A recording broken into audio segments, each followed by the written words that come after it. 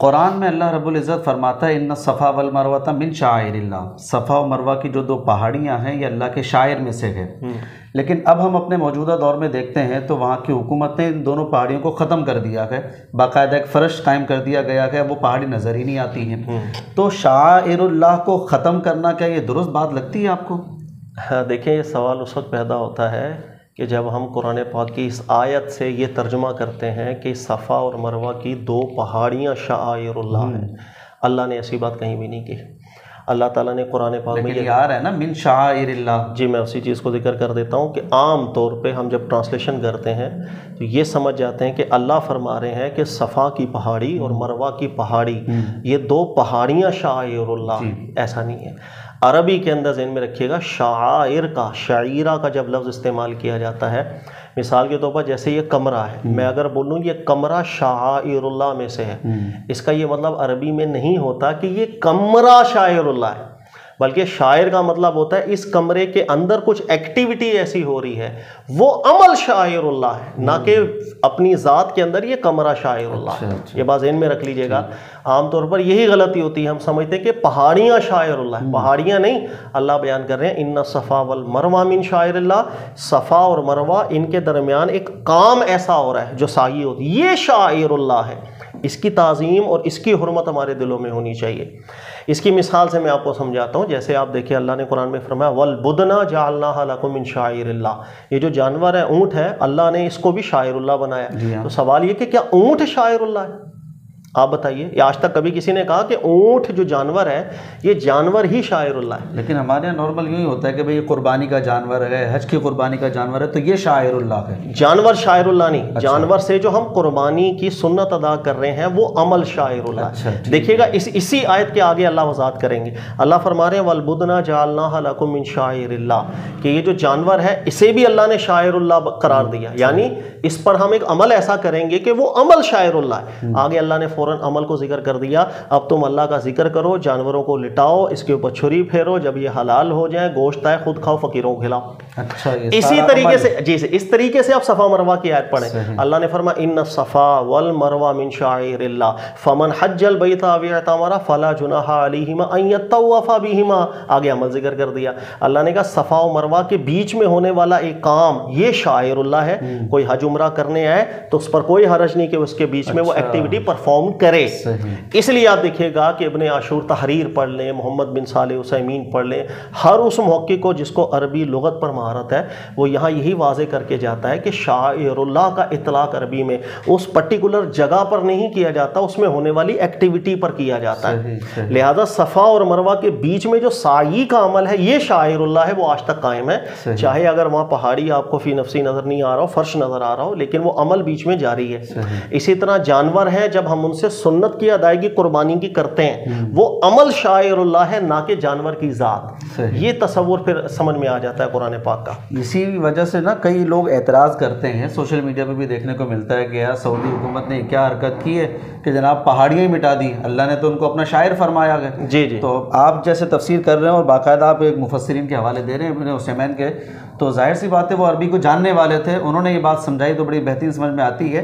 Actual وہ عمل شاعر اللہ ہے، نہ کہ یہ دو پہاڑیاں شاعر اللہ۔ جی جی ایسا ہی ہے۔ اس لیے دیکھیے گا کہ عام طور پہ یہ میں پہلے بھی آپ کو سمجھا چکا ہوں کہ ہر وہ مفسر جو عربی لغت کا زیادہ ماہر نہیں ہے وہ غلطی کر جاتا ہے، اس لیے کہ قرآن پاک کی شان اللہ نے بیان کی ہے کہ اللہ نے بلسان عربی مبین نازل کیا، واضح کھلی عربی کے اندر، واضح کھلی عربی کے اس کے اندر اصول اپلائی ہوتے ہیں، کوئی ڈھکی چھپی یہ زبان نہیں ہے۔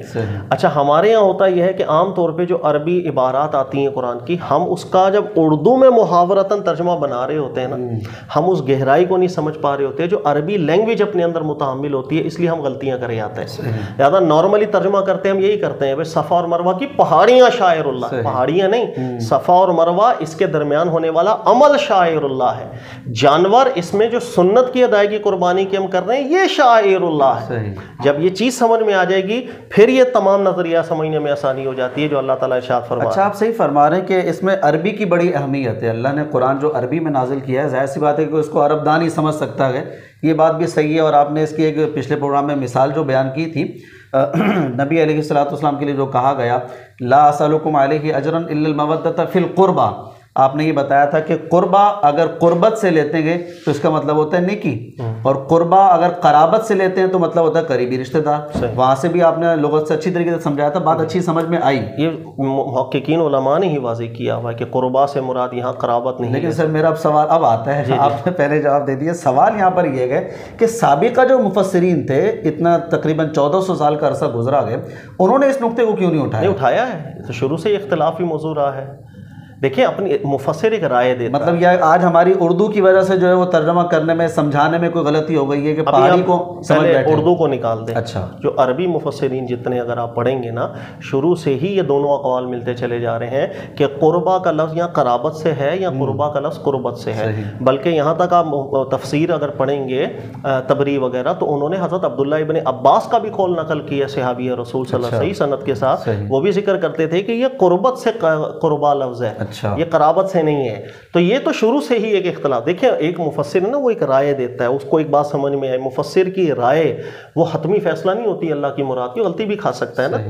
ہمارے یہاں جب لینگویج کا فرق آ جاتا ہے، خاص طور پر جب اردو کو تفسیر کر رہے ہیں یا کسی اور لینگویج کے اندر ٹرانسلیشن کر رہے ہیں، اس کے اندر غلطی کی شرح بڑھ جاتی ہے. اس لیے کہ وہ عربی کی وہ مہارتیں نہیں ہوتی ہیں، اتنا ہم نے ٹائم نہیں گزارا ہوتا. اور ایک بیسک عربی تو آتی ہے کہ ہم پڑھ کے ترجمہ سمجھ جاتے ہیں، لیکن کوئی بھی زبان صرف جسٹ بیسکس پڑھ کے نہیں آتی ہے، اس کے لیے ایک ٹائم گزارنا پڑتا ہے، اس کے اطلاقات کو سمجھنا. اب عربی ایسی لینگویج ہے وہ حرف جر سے اپنا معنی بدلتی پھرتی ہے. اب آپ وہ حیرانی ہوگی کہ اردو مفسرین کو آپ پڑھ لو، وہ ترجمہ کرتے ہیں وَجَعَلُوا بُيُوتَكُمْ قِبْلَةً، وہ ترجمہ کرتے ہیں کہ حضرت موسیٰ علیہ السلام کی قوم کو اللہ نے حکم دیا تھا اپنے گھروں کو قبلہ بنا لو. اللہ اکبر. مطلب پڑھ کے ایک ہنسی بھی آ رہی ہوتی ہے کہ خدا کے واسطے قرآن کی آیت کے مطلب نہیں ہے. عربی اچھی طریقے سے آنی چاہیے. اگر ہماری عربی مضبوط نہیں ہوتی بھی نہیں ہے، جب لینگویج کا فرق آتا ہے اتنی مضبوط نہیں ہوتی. اس کے لیے جو ماہرین تھے عربی کے، ان کو اب سہارا لینا چاہیے کہ بھائی یہاں کیا اطلاق ہو رہا ہے، حرف جر کی تبدیلی سے کیسے حرف کے معنی میں تبدیلی آتی ہے.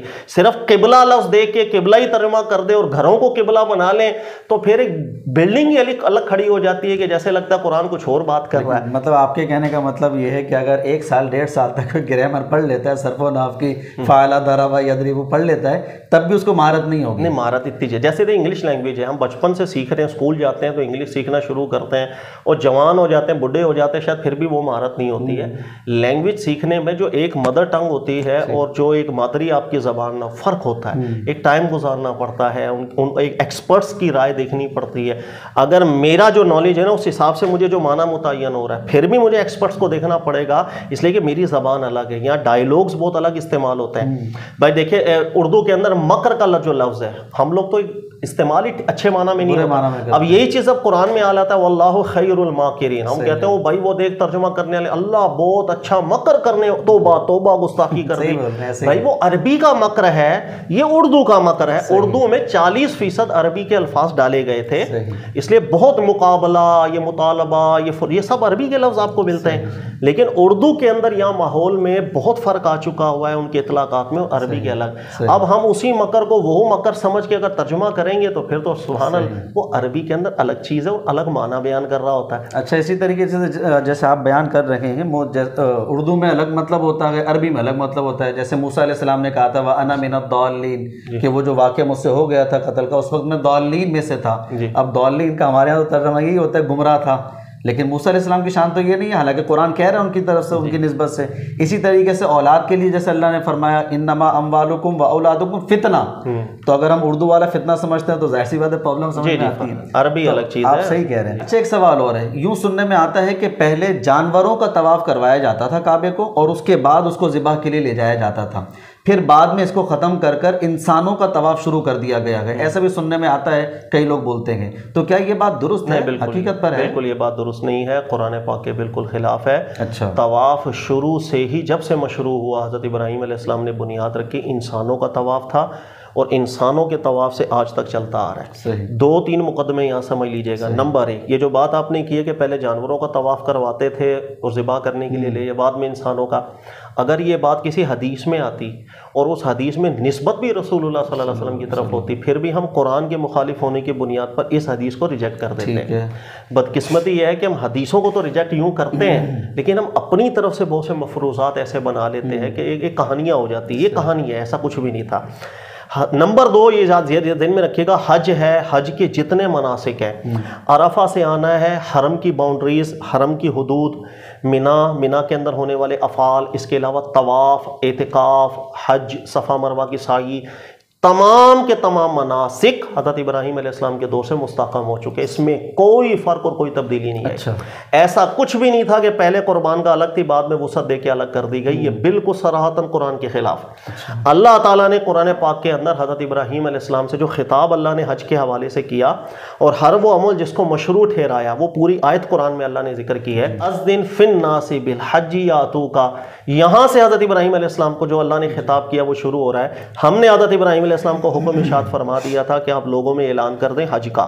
اب حج کیسے کرنا ہے وہ پورا طریقہ بھی اللہ تعالیٰ نے ابراہیم علیہ السلام کو ذکر کیا، قرآن نے ذکر کر دیا کہ آپ نے ایسا کرنا ہے، حرم کے باہر سے آپ نے آنا ہے، پھر مینا میں آنا ہے، ثم لیقضوا تفثہم، پھر آپ نے اپنے تفث اور شاذ کو دور کر دینا ہے، حلق کروانا ہے، قربانی کرنی ہے، یہیں پر ذکر ہے قربانی کا، یہ سب کر کے پھر آپ نے حج کی طرف جانا ہے۔ تو یہ جتنے مناسک ہیں کہ مینا کے اندر حج کی قربانی ہوگی، اس کے علاوہ حرم کی حدود کیا ہے، طواف کے لیے آپ نے کیسا آنا ہے، یہ حضرت ابراہیم علیہ السلام کو اللہ نے تعلیم دی، قرآن کے واضح الفاظ موجود ہیں۔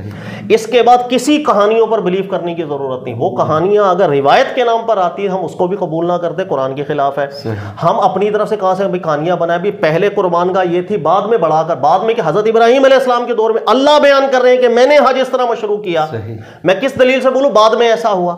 نمبر 2 طواف، اللہ نے قرآن میں واضح ذکر کیا، جب حضرت ابراہیم علیہ السلام نے کعبہ تعمیر کر دیا، قرآن پڑھے وَإِذْ يَرْفَعُ إِبْرَاهِيمُ الْقَوَاعِدَ مِنَ الْبَيْتِ وَإِسْمَاعِيلُ، دوسری جگہ فرمایا وَإِذْ بَوَّأْنَا لِإِبْرَاهِيمَ مَكَانَ الْبَيْتِ، پھر فرمایا وَأَن طَهِّرْ بَيْتِيَ لِلطَّائِفِينَ وَالْعَاكِفِينَ وَالرُّكَّعِ السُّجُودِ، اللہ نے فرمایا میرا جو گھر ہے اس کو صاف ستھرا رکھیے گا۔ حضرت ابراہیم علیہ السلام کو حکم تھا، حضرت اسماعیل علیہ السلام کو، کس کے لیے؟ للطائفین والعاکفین والرکع السجود، اور دوسری جگہ والقائمین، رکوع کرنے کے لیے لوگ آئیں گے، سجدہ کرنے کے لیے لوگ آئیں گے، ان کے لیے صاف ستھرا ہو، قیام کرنے کے لیے لوگ آئیں گے، ان کے لیے صفائی ستھرائی ہو، اعتکاف کرنے کے لیے لوگ آئیں گے، ان کے لیے صفائی ستھرائی ہو، اور طواف کرنے کے لیے لوگ آئیں گے، ان کے لیے صفائی ستھرائی ہو۔ یہ سب لوگوں کی نسبت اللہ نے ذکر کیا، جانوروں کی نسبت ذکر نہیں کیا۔ تو حضرت ابراہیم علیہ السلام نے جس وقت کعبے کی بنیاد رکھی، اسی وقت ہی لوگوں کے لیے طواف کی مشروعیت کی نص قرآن نے کر دی ہے۔ اس کے بعد پھر میں کہانیاں بنانا شروع کر دوں، نہیں پہلے جانوروں کا طواف ہوتا تھا، بعد میں انسانوں کا ہوتا تھا، یہ کئی مفسرین کر جاتے ہیں، لیکن شدید غلطی ہے۔ قرآن کے مقابلے میں روایت نہیں مانتے، اپنی کہانیاں کہاں سے ہم مان سکتے ہیں؟ شروع سے جو طواف مشروع ہوا ابراہیم علیہ السلام سے، انسانوں کا طواف تھا، انسانوں کا اعتکاف تھا، انسانوں کا رکوع، انسانوں کا سجدہ۔ حج کے مناسک کسی میں کوئی تبدیلی نہیں آئی، ہر وہ چیز ویسے ہی ملت ابراہیمی پر قائم ہے جس کو اللہ کے نبی علیہ السلام نے بدعتوں سے آزاد کر کے پیور کر دیا۔ اچھا، باوجود اس کے کہ نارمل بھی ایک حدیث آتی ہے قرآن کے خلاف ہو تو ہم اس کو رد کر دیتے ہیں، اور یہ معاملہ کسی حدیث میں بھی نہیں ہے جیسے آپ کہہ رہے ہیں۔ نہیں، یہ اپنی بس ایک تھنکنگ۔ تو مطلب آپ کیسے کہتے ہیں کہ اگر کوئی عالم بیان کر رہا ہے یہ بات تو کیا وہ ذمہ داری پوری نہیں نبھا رہا؟ یہ اصل میں جو ہمارے پاس اسرائیلی مواد ہے نا، اس سے یہ اخذ کی جاتی ہیں وہ سی بات، ہاں، کہ پہلے ایسا ہوتا تھا پھر ویسا ہوتا تھا، پھر استدلال یوں کر لیا جاتا ہے۔ اللہ نے بیان کیا ہدیم بالغ الکعبہ، اللہ نے کہا اپنے جانور کو بالغ الکعبہ کرو، کعبہ کی نسبت کے، حالانکہ اللہ کے بندے یہاں حرم کی بات چل رہی ہے، جو حدود حرم ہے اس میں جو داخل ہوتا ہے نا وہ کعبے کی حدود میں داخل ہو جاتا ہے، وہ پورے کا حکم ایک ہے۔ اس لیے اسی حدود حرم کو اللہ تعالیٰ نے قرآن پاک میں مناسک حج میں ذکر کیا کہ یہاں پر قربانیاں آپ نے کریں۔ اللہ ہر چیز کو ابراہیم علیہ السلام کے دور میں نصب بھی کر دیں، اس کے باوجود بھی میں قرآن کی آیتوں کو غلط سمجھوں یا سمجھاؤں تو یہ غلطی ہے، انسان ہے، ہو جاتا ہے۔ لیکن کسی آسمانی کتاب میں کوئی بات آئی ہے، قرآن الگ بات کر رہا ہے، قرآن کو ترجیح ہم نے دینی ہے۔ کسی روایت میں بات آ رہی ہے، قرآن الگ بات کر رہا ہے، قرآن کو ہم نے ترجیح دینی ہے۔ اور ان سے ہٹ کے بھی کوئی بات آئے گی، میں نے قرآن کو ترجیح دینی ہے، اور قرآن کے مقابلے میں کسی بات کو ترجیح نہیں دے سکتا۔ ٹھیک ہے سر، بہت شکریہ، سمجھ میں آ گیا اچھے طریقے سے۔ جی ناظرین، تو آپ کو بھی سمجھ میں آ گیا ہوگا۔ اسی طریقے سے اور بہت سارے سوالات ہیں جو ہمارے ذہنوں میں ابھرتے ہیں۔ اسلام بنیادی طور پر شرک کی نفی کرتا ہے، بت پرستی کی نفی کرتا ہے، لیکن ہم دیکھتے ہیں کہ اللہ رب العزت نے ہمیں ایک ہی پتھر کے آگے جھکوا دیا گیا، اسی میں حجر اسود ہے، اس کو بھی چومنے کا حکم دے دیا گیا۔ ایسا بظاہر لگتا ہے کہ یہ بات کوئی شرک سے مشابہ ہے، لیکن اسلام تو شرک کی بالکل نفی کرتا ہے۔ اسی طریقے سے صفا و مروہ کی سعی کیوں کروائی ہے اسلام نے، مینا میں کیوں کھڑا کروا دیا، وقوف عرفہ کروا دیا گیا، اسی کعبے کا پتھر کی عبادت کا طواف کروا دیا گیا۔ ایسے بہت سارے سوالات ہیں جو عوام کے ذہن میں آتے آتے گئے, الجھتے گئے اور آپس میں ڈسکس بھی کرتے ہیں نوجوان, جس کا جواب نہیں ملتا ہے. انشاءاللہ پھر مفتی صاحب کے ساتھ 9 ذی الحجہ کو ہم اس کا پروگرام کریں گے, اور وہ پروگرام آپ نے ضرور دیکھنا ہے. اس پروگرام میں انشاءاللہ ان تمام اعتراضات کے جوابات آپ کو ضرور ملیں گے.